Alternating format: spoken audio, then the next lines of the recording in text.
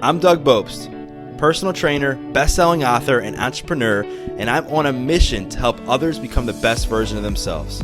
So I'd like to welcome you to the Adversity Advantage podcast, where we will help you use obstacles, failures, and setbacks to give you that edge needed for success. I'll be interviewing people from all walks of life on how they overcame trials and turned them into triumphs. So please sit back, relax, and get ready to be absolutely blown away by some of the wisdom and stories you're about to hear. Kat, welcome to the podcast.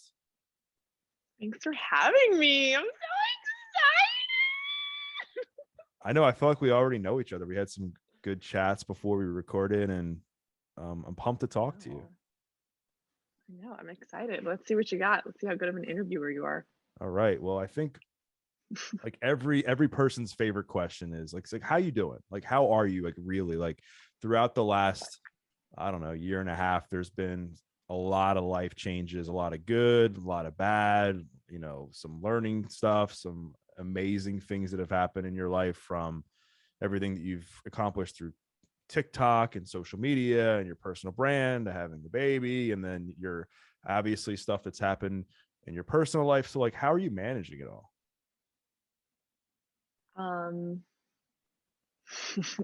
That's a common question. I don't know why it's stumping me, because I feel like I'm still figuring out how I'm managing it. It's just kind of like every day, one foot in front of the other. Like, it's so funny. I'm just going to be super transparent. I'm feeling a little spicy. Just this morning, I FaceTimed my manager, and I was like wanting to put a video up that was not my kind of video, you know, just something a little more, well, just kind of explaining kind of what happened, and just feeling a little bit fed up a little bit, and just like, oh, I'm over this. I'm just gonna do it. And she kind of just calmed me down. So it's definitely moments where I'm like not calm and funny and like it's all good. But staying it's all good and confident has definitely been the foundation that's helped me get through this. That, my baby, and just having like that kind of higher purpose in my mind of something to work for that's not just self-centered. It's not just me anymore. And also surrounding myself with people that want the best for me. And Right. My mama is like my best friend. So my mom's helped me a lot with this. That's awesome. It just seems like you have this knack and this ability to not only just stay, you know, relatively optimistic and positive during times where a lot of people would just fall flat on their face. Not to say that you haven't done that, but there's a lot of people that when they hit times of adversity, they just fall flat on their face and they just stay there and they don't ever recover out of that moment. And it just comes, I think, from a lot of it. I think a lot of it comes from your ability just to continue to believe in yourself. Have you always had like this gift inside of you to believe in yourself, or was this something you've had to develop over time? Definitely develop, like, even like doing sports and stuff, anything competitive, I would always be scared to disappoint or like embarrass myself in that way. And once I kind of started growing up, and I've talked about this before, once I found out I was pregnant, like the whole embarrassment thing kind of went out the window because I was super embarrassed. And then once that went out the window, and it's kind of cool to see, once you don't consider other people's opinions and you just own your life, how your life changes for you, which is kind of what happened. Like, I did not want to, was an unexpected pregnancy. She's a blessing now, but that was not the blueprint I had for my life. That's not the track I was on. It was so out of left field. And I was like so ashamed, and I felt like a disgrace and embarrassed. I keep saying embarrassed because I literally wouldn't leave my house because I didn't want people to see my belly. So when I got over that and owned my life and owned my decisions, that's when that kind of like bled into other things I was doing. And it made me kind of conquer that fear of judgment a little bit easier. Right. And what's really inspiring from that moment is you had like these two moments of adversity, right? You had what you just described when you got pregnant, and like a lot of the postpartum depression that came along with that. And then you had this you had the pandemic, which put everybody, you know, on their back. and then you decided you wanted to start to open up and get vulnerable and create a TikTok.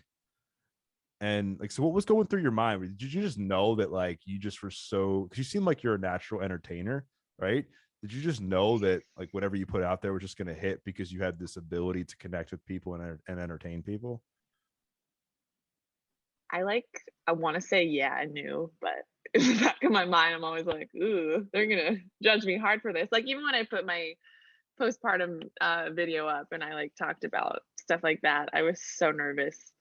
And then it did really well, and I was like, cool, I knew this would happen, but hindsight bias. So I feel like I just had the courage to put it out there, and that's just the first step. And once that's done, it's like everything kind of falls into place. Right. Right. And I feel like, you know, I've heard you say like in previous chats that you were always like the type of person that were just, you were searching for your passions. You were searching for like what you were good at. But I think like all along you had this natural gift to connect with people and like see the good and provide hope. I know you did, you know, work with veterans back in the day, and then, you know, what you shared on what you share on social media is very like real, it's raw, it's relatable. And I think just things tend to flow when that happens. But there's like a second layer to your story, which we were, before we recorded, I was saying is really admirable, in that things were going really well, at least on the outside. And then you hit this wall where you essentially, you had this dream. I would say that like, you know, you get married, you know, you have a kid, you get married, you create this brand as a family, if you will, and then boom, life happens and you're forced to make a choice where, okay, like during that moment, I can either give up and just let that situation defeat me, or I can rise above it and win that situation to the best of my ability. So like what, like if, as much as you're comfortable sharing, like, you know, what happened like earlier, like this year, and then how did you find the strength and courage to make that comeback?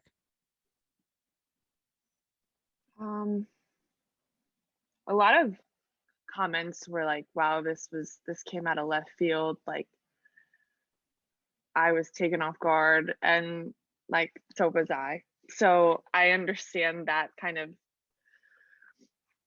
because people grew with us and they were a part of our story. So it did kind of knock me on my feet. And there were some videos leading up to it kind of showing me losing my mind a little bit, and then videos after showing me losing my mind a little bit, and then gaining my sanity back slowly. But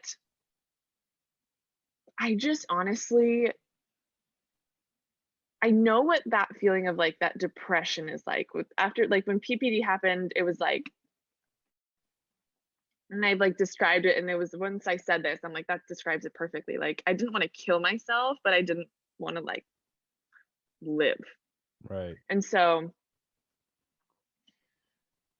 I knew what it was like to like just be in that abyss of like, and that's so not me at my core. And I just feel like that's such a waste of my life and my energy and my days. I feel like our days are so numbered. You just need to like soak up everything you can out of every day.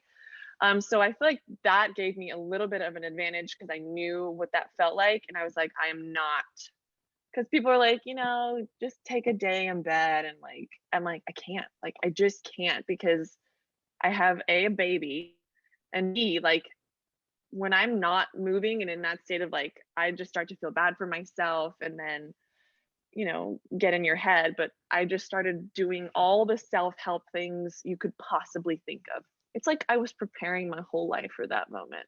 It was like all the self-help books. I mean, I was listening to audios. I would like wake up, just listen to the most inspiring audio in the morning, blare it when I was in the shower. Like there was no point in my day where my mind was taken over by negative thoughts longer than like 10 minutes. Like I wouldn't let it happen. So that was a huge part of like not hitting rock bottom, quote unquote, and just kind of getting paralyzed. Yeah. I think just when it would have been easy, like when you hit that moment and you like formally announce that you're going through a separation, to just say, you know what, like this is it. I'm just going to delete my TikTok, and that's it. And that's over. Right. Or like you had mentioned that, I've heard you say like that there was people like people leaving like negative comments being like, you know, I can't believe like you're happy going through these moments, and I can't, and almost like trying to make you feel even worse about a situation that was already in itself a negative light. Like during that process, like I always think one of the things that I always say is our perception of ourselves can become like warped or hijacked based on the lies that we believe that others tell us, and we start to believe those lies. Like if somebody repeatedly says like, you know, you suck, or you're a liar, or you're a piece of crap, like you start to say like, am I like, maybe I, and then you start to almost like validate that in some way that's like non-existent. Did you ever like start to question yourself when you were like getting the hate and all the comments, or were you able to kind of just compose yourself and then just move through that without like any trouble? That's a great question. Yeah, I mean, there were definitely moments where I was like, was this my fault? Like, Yeah. because there was lots of reference to, oh, well, she would do those husband videos and she probably just like, and then I think, oh my gosh, like, but that's not the case at all. And it's so easy to just read one comment, like you said, and then all of a sudden it kind of, you good? The dog is like twitching a little bit. She good? Okay. And you're like, this view you had of yourself totally shifts, and then all of a sudden you're like the villain in your own story, and you're like, wait a minute, no, that's what happened. You know what happened. And as long as, you know, the like 10 people closest to me like know my character and know everything, that's been my saving grace too, just having that in the back of my mind, like, Yeah. And I said this before we chatted, before we recorded it, that you have this gift that maybe it's through life experience, maybe it's just the way that you're wired, that you seem super mature for your age. And you have this sense of self-awareness about you that, you know, like a lot, it seems like you know a lot about you. Like I've heard you say like, you know what works. Like when life is good for you, I know you like to run, you eat well, you get out in the sun, you have some fun, and you're creating content to help people. But you know, along those same lines, like throughout this process of healing that I know you've had to do, what has been like a few things that you've learned about yourself that have inspired you?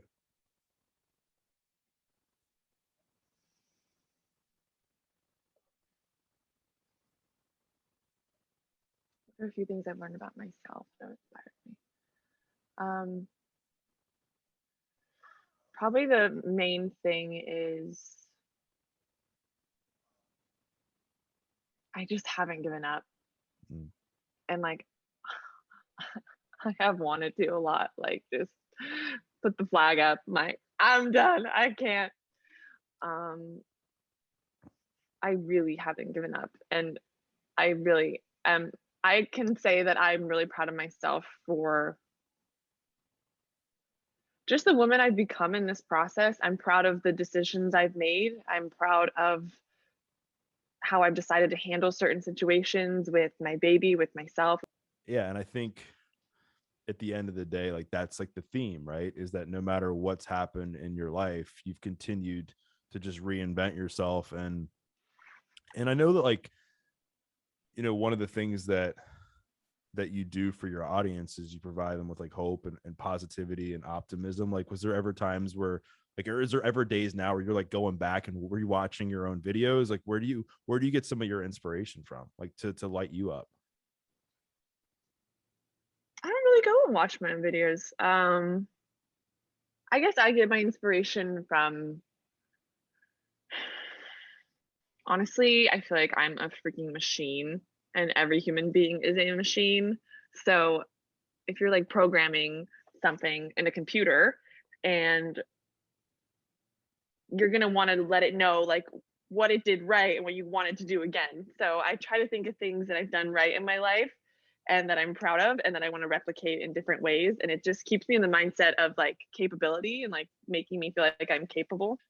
Do you ever like watch other people's content to help you? Or do you listen to music? Is it a podcast? Ooh, it's such a mixture. It's a beautiful thing. It's like one day it's just jamming out to music. Another day it's listening to a super inspirational podcast. Another day, it's I go through my Instagram messages a lot and it's reading a super kind comment, whether it's you helped me with this, or you helped me with my small business, or you help, like, just you feel like your life matters, and like it's impacting someone else in a good way. And that's the hope that inspires me, or like encourages me.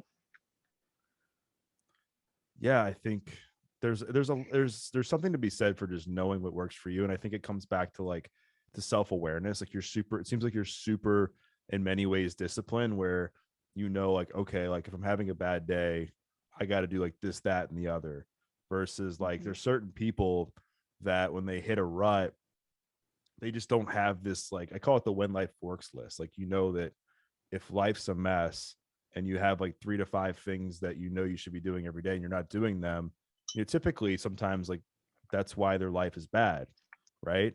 But if you can say, okay, I know that for me to thrive, I have to drink water, I have to eat well, I got to hang out with people that are good for me, I got to exercise, do all these things, then like you give yourself a pretty good shot at living a good life. Gosh, I guess along the same lines as like your audience, I wanted to ask you this is like, how do you not, it's hard, I think, not to care what people think, but how do you manage that, but also pay attention to what your audience like wants to see?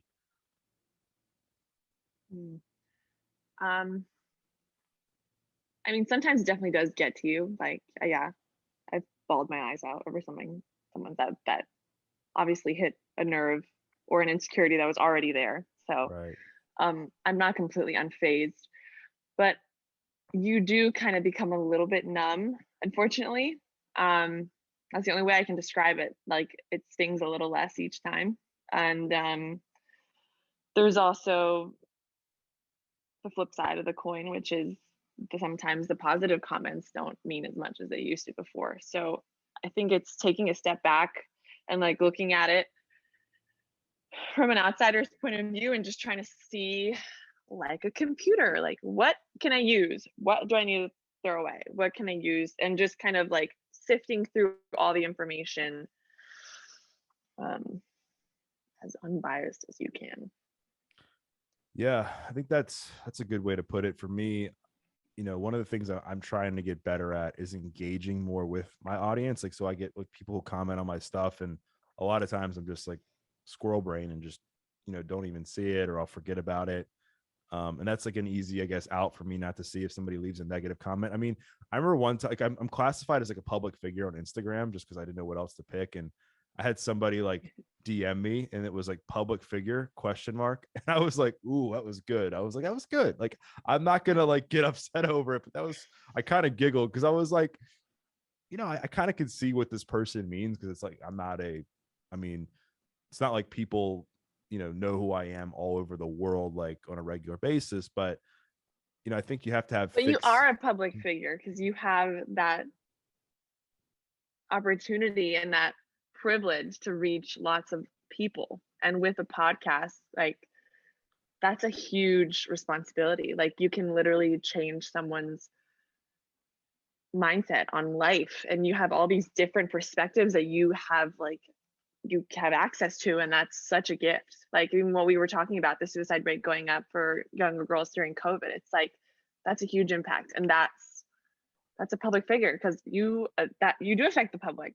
And it's not looking at it like, oh, I'm a public figure. It's like such a cool gift and opportunity you're given. And it's just, yeah, you are. Own it, Doug. I will, Kat, I promise. And I think like going back to the conversation around, not just suicide, but mental health, I think in general for people, I think one of the things that trips people up is feeling like they're just not worthy. They're not enough, right? Like, people will go through heartbreak and then they have that period of time where they're like, man, am I ever going to find love again? Am I enough? Or somebody who wants to start a TikTok or an Instagram, and they're like, am I enough? Like, is my content going to matter? There's so many people out there, people who want to like go out and pursue a certain career. I'm going to go on and on with these different examples. And I know that's something that you talk a lot about on your page, is like really like letting people know that they are enough. Like why is that something that you're so passionate about? Because it can like ruin your life if you don't think you are. Like Mhm. imagine waking up every day and not feeling worthy of love or existence or just being on the planet. It's like a miserable life. So I think I preach it because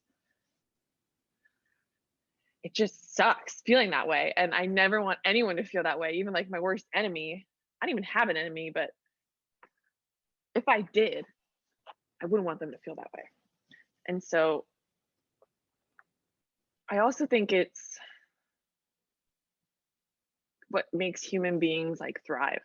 I think if you find that worth and that value you have, you're just like, that's like the best, highest version of yourself. And that's why you're here. And that's contagious. Like someone else sees that and gets inspired by it. And they're like, oh, frick yeah. Like I can do that. Right. So I Right. think it's like a definitely positive impact all around. It's like the make or break, right? It's like you can only fake it for so long if you're not feeling enough. And you'll start to fill yourself with different relationships, different addictions and substances to fill that void, to like numb yourself.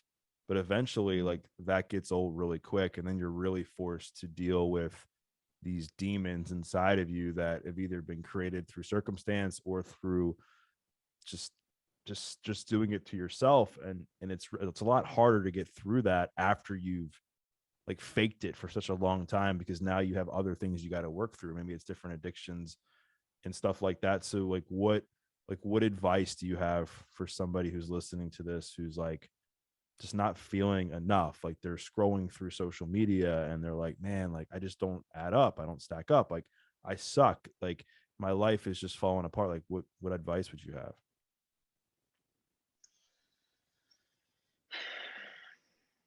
What's that quote? It's like, would you rather live with like the pain of regret or like the pain of like discipline? And it's just, if you don't feel like exercising or walking on the treadmill for 30 minutes, you don't have to feel like it. Like, don't fake it. Like, you can show up in your PJs if you want, but get on the freaking treadmill and walk at 0.1 miles. If you need to do it at 0.1, do it at point, just do it. Like, just get up and show up, and just like, you're not going to want to do it and it's going to suck and you'll feel nauseous and you might get anxiety and all this, everything that comes with doing things that you physically are like, just your body is literally pulling you away. Just there's something about mind over matter. And it really helps you separate from that. It's like, you know what, I'm having the worst day, but I know that mentally I'm just going to still do what I have to do. And that just, it's empowering, and I feel like it adds up day by day.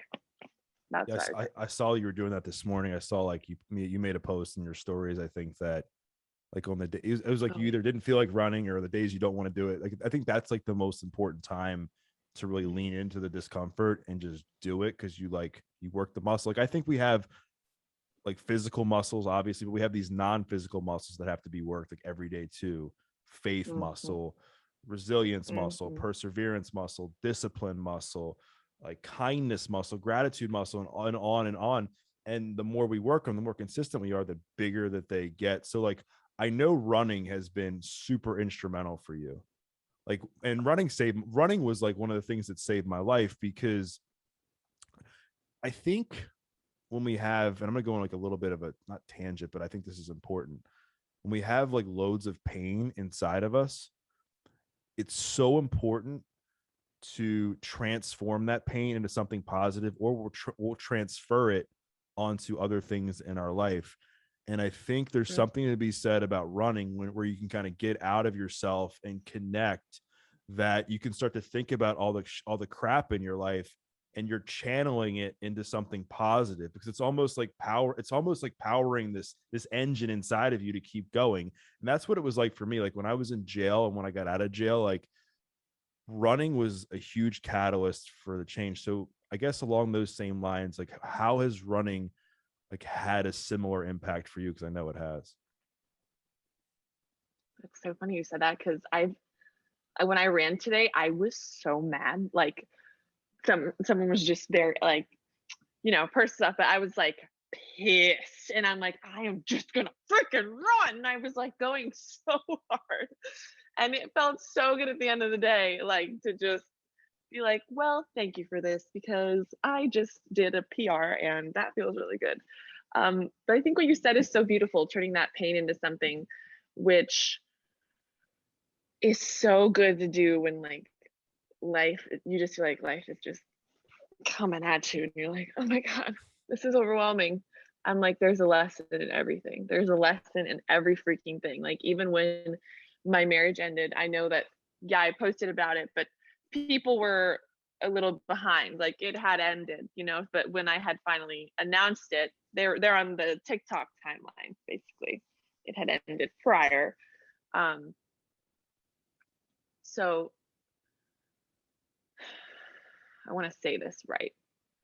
So when that happened, I felt like I had this image to uphold. I felt like my worth and value was in this like funny wife and perfect couple, and this image I had laid out for myself based on what other people saw of me. And switching that was hard. When you said turn the pain, like I am seeing someone new, and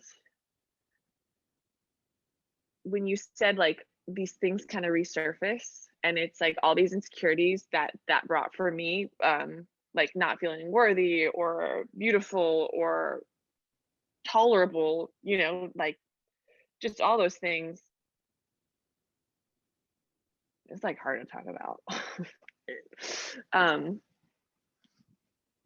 But you just facing it, and it kind of goes into like walking on the treadmill when you don't want to. Like I didn't want to think about all those things that I felt, and I didn't want to think about how another person made me feel. So but thinking about it helped me be more present in my life with someone else, which I honestly didn't think I was going to be able to do. So that was super cool and motivating just for me, like in life. I'm just like, oh wow, I'm amazing.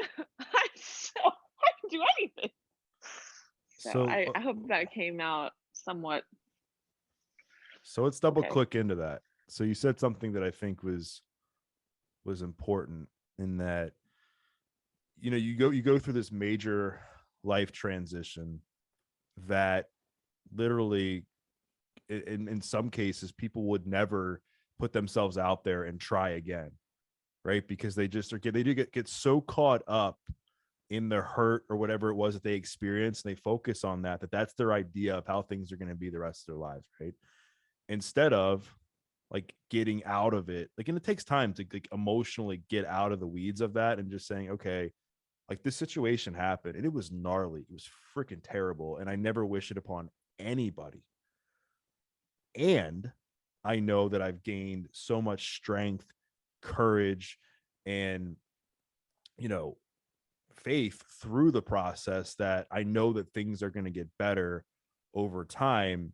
And then that allows you to like to make the switch a little bit, to look towards the future and not the past. And I was having this conversation with somebody like in real time last night, who like has taken a long time off from dating and has been super hurt in a couple of the past relationships. And I just said, you have a choice. You can either be hurt and never date again and just remember how crappy you were treated and just stay in that hurt, because you're going to be hurt. Like you're going to be hurt. Or you can believe in yourself, take that risk of getting hurt again, but knowing that you did it because you believed in yourself. And I think when you're able to just shift that little mindset, because either way you're going to get hurt. Like you can't experience anything meaningful in life without a little pain along the way. It's just what happens. Mm-hmm. They're called growing pains, I think, for a reason. So where I'm getting at Or is literally, if you think about it, labor, like bringing a human into the world, freaking painful, but you're bringing a human into the world. Right. And so with that said, like you were talking about this new experience that you had, and and those feelings coming back again. So like, what were some of the things you would tell yourself in those moments that kept you moving forward and not like going back and being like, you know what, like I'm too scared, I'm not going to do this?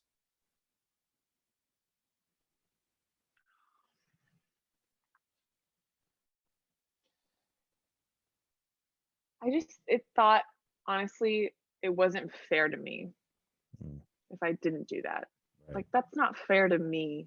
That's not fair to anyone who loves me or who's around me. It's just not fair. And I have this thing with like, just like, if it's not just, I hate it. Like, I hate watching movies where something happens and it's not fair. I'm like, they didn't even know, like it was a lie. Like, I hate that kind of like deceit in movies, and I hate it in life. But thinking that kind of pushed me and was like, I don't have to suffer for someone else's mistakes, and I don't have to like carry like hate and animosity for something else that someone like. So it just kind of made me remember like I'm the main character in my life. And people might be like, oh, that sounds conceited. You might sound like you're fully yourself. I actually had like a friend the other day kind of tell me, hey, like, just want you to know, like my mom made a comment that you kind of been saying like, oh, you're so famous, everyone loves you. And like, I would say that when I had 0 followers, like when I was, you know, in the VA in the hospital, because I was the best researcher in my opinion, because all my veterans love me. I'm like, I'm the best. And that's just like my personality, and that's what's helped me get through all this, get through public eye, and get through hard times. Just, if you don't believe in yourself, then what's the freaking point of like even being here? There's, what a waste, you know, like what a waste. Just freaking believe in yourself. Yeah. And I know one of the things that, and I want to go back to something you said in a minute, but it's just something that came to me. I know one of the things that has allowed you to really maintain your level of self-confidence and belief in yourself has been like keeping the promises that you make to yourself consistently. Like, why has that been so important for you? Because like I feel like I can count on myself again. Like I can rely on myself, and um I don't judge myself that much. Like I need to be held accountable to like show up to things, or else I really won't do it. Um and I just have come to accept that as who I am. So like I ask people to hold me accountable, to make sure I get my workout in, to send in this, to do that. Like my manager and I finally figured out something that would work, because I would just procrastinate, and then at the very end just dish it all out, and it just wasn't. I couldn't maintain that. So yeah, just kind of, I think like you said, this self-awareness and just has helped me, and it's a really cool feeling to know you can count on yourself. Right. Absolutely. And I think, I don't know how to say, I don't want to say this the wrong way, but I felt like when you're in situations when you lose trust for something or somebody, right? And I think this happens whether you exit a job, whether you exit a friendship, whether you exit a romantic relationship or whatever. Right. You have to be able to trust yourself first in order to trust other people again. And I think the Yeah. best way to establish trust within yourself is, like you said, to keep the promises and that you make to yourself, to do the things you know you should be doing on a regular basis. Because Right. otherwise, why would you trust other people if you can't even trust yourself? Because you already have That's a this good point. subconscious distrust within yourself that you can't be trusted. So why would you trust somebody else if you can't even trust yourself? And I think it's really important. And it ties into love. Like For sure. you got to love yourself like 100%, or else, I don't know. I heard someone say this and I was like, that's beautifully said. If you don't love yourself, like if you love yourself 50% and then someone kind of meets that 50, you're like, ah, oh, this is awesome. But no, if you're at 100, like they have to match that, and they have to reach that standard, because you're reaching it and you know what's less than or what's not. So yeah, it sets a standard too for the people that come into your life for sure, which is a plus. Right. And I think along the lines of self-love just comes like personal accountability too, because it's easy to love yourself when times are good and pat yourself on the back when times are good. But I think real self-love comes when you're forced to make a decision or change the way you're behaving because it's just not congruent with the person that you're meant to become. And a lot of people fall short there because it's hard to look yourself in the mirror and say, like, wow, like I need to work on this. Like I'm not as like calm as I thought, or I'm not as smart as I thought, or whatever. But I think once you're able to do that, like I think it changes the game for you. And you talked about fame, and you see a lot of people experience success and fame at a super young age, and then they go off the deep end like years later, right? Or even during that time, just because it's a lot, right? And I've heard, I forget what I was watching. I was watching, maybe it was Fake Famous or something, and they were saying that, I don't remember exactly what they're saying, but it was something like fame is like the one thing you can't see, but it's the most addictive thing like in the world. Like once you get a taste of it, it can be very challenging to like not get hooked on like the likes and everything else. So I guess my question is, like, have you seem very self-aware and you seem very wise for your age. Have you known going into this that there's gonna be times where you need to like, uphold some boundaries within yourself and not fall into that fame trap? Oh yeah, for sure. Also like disconnect for sure. I like go to last time I went to Idaho just to like be in nature. It just helps me recharge and just get out of that like state like, oh, this video didn't do well, or and it is a good feeling when you know a video is doing well. You do get that validation sometimes. So it's so easy to get that same disappointment if a video does poorly. So you just have to really be careful that when it does well, you're not like, oh, like you don't get like high from that. Like it's the creating part, and it's kind of humbling yourself too, because I don't know, I don't really think I'm famous. I don't know, that's just such a like, I feel like I'll be famous when like the paparazzi are like climbing my balcony like trying to get a pic, and I'll be like, just ask me baby, I'll come out. It's fine. There's no But paparazzis in Tampa though, is there? I don't know. They should come here for me, right? No, but I definitely see what you're saying, and it is hard, especially when I mean I'm 26, so I'm like, I'm so old and mature. But when I do feel for the kids and the girls that are like 10 years younger than me and are hearing this stuff, like any negative comments that they'll read about, like I lost a lot of weight when I was going through my divorce, and it was like visible. And it had been going on for a bit, so people were used to me at that weight. And then I gained weight back, which was my normal weight, and people just had so much to say. And I was like, I literally went to the doctor. I'm like, am I good? Like, am I having like body dysmorphia? Just making sure like I'm at the right BMI and stuff. And yeah, I feel like I am so secure with who I am now, but I can't imagine if I was, you know, a young girl and someone told me that, I'd be like, body dysmorphia from that point on, just because of some idiot's comment. Yeah. Yeah. And you're right. I mean, I've heard people, they've said like they'll upload like a video and it's like this euphoric rush, and they'll wait when it gets posted to see like how many views it gets, how many likes, how many comments. And I think that can, Refresh. yeah. And I think we've probably all been there, because it's hard, because like your livelihood depends in many cases on that, right? Like the more followers you have, the more you can get paid for a brand deal, and that in turn like supports you and supports your kid and supports your dog and everything else, and grants you the ability to start hiring people. And I think people don't think about that when they see creators. They're like, oh, they just post stuff just to post stuff. Like, no, like at the end of the day, like it's a Yeah, business and there's a plan behind everything, and there's everything. systems. Yeah, um so true. yeah. So like going back, like which of your videos, like, has been, well, I guess I guess I want to go back. So like now, like I know you're in this process of redefining Cat and your own brand.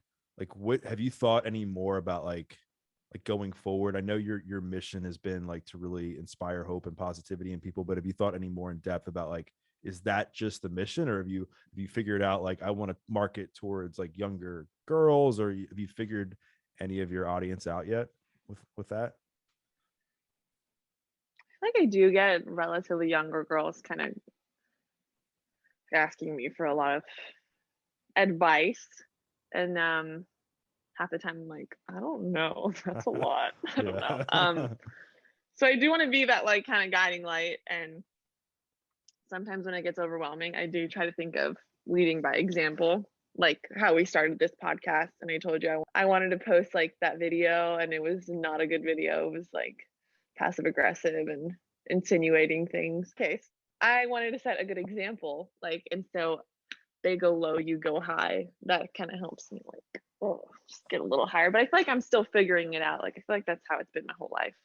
Like Yeah. even how I got my job, I was at the VA. Like I was doing an exoskeleton study at the hospital, and I was just volunteering, and I loved it because it's hard to get hired at the VA if you are not in the military.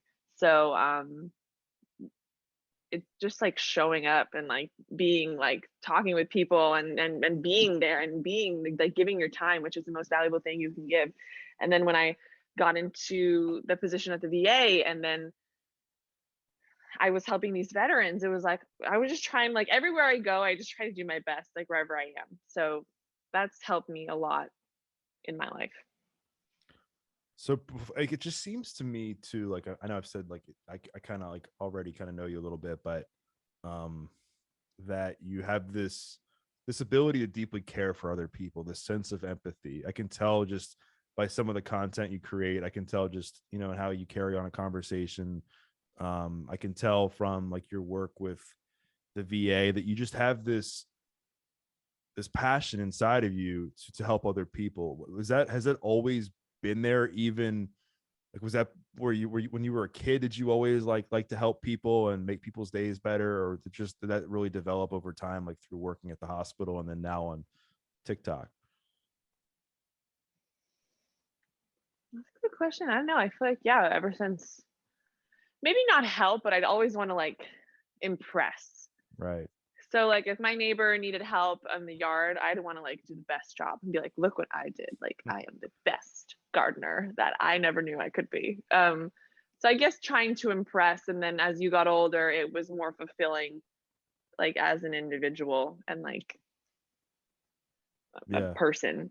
I feel like that kind of just shifted with age and experience for sure.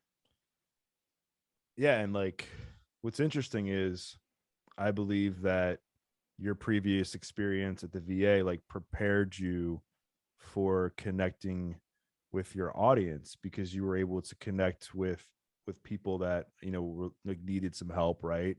And then Right. now you work that muscle, and now you're able to connect with people that follow you, that are looking to you to be their guiding light. They're looking for you for some inspiration, and to really be that person that when they're feeling dark, like, to give them a little bit of light. So like my last, like, I got a couple more questions, but my last like one that's on my mind right now is, like, just say MK is she wants to start something new, and she's experiencing like fear of judgment. She's like worried what other people are going to think of her. She's worried that she's not good enough. Like, if you had like 2 minutes with her, like, what would you say?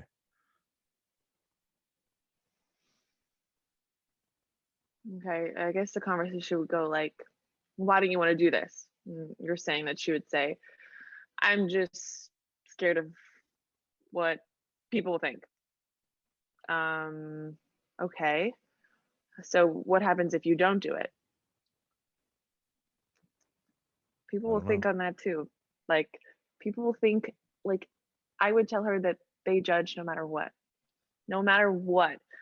I mean, if when I got pregnant, I got judged for not having an abortion. I got judged for like keeping the baby, I got judged for so many. Like, people are gonna have their opinion if you do everything 100% right, and that's comforting, I think, because it's like, oh, so even if I'm perfect, it's not gonna be good enough in everyone's opinion, and that just makes it a little less daunting. You're just like, okay, that's Right. what I would tell her.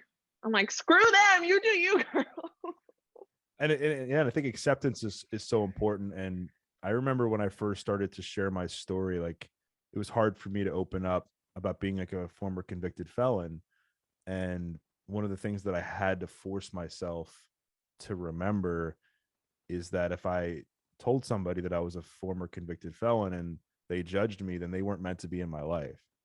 Right. And I had just had to know that the people who were meant to stick around are the people that accepted me for who I was, and not just judging my whole life just based on a bad few years of my life or whatever it was. And I think it's important for people to, when they're listening to this, when they have people in their lives that are continuing to bring them down or judge you or be pessimistic, or you're worried what other people are think, like just know that those people, or A, they're struggling with themselves, and B, that they're not meant to be in your life like long term.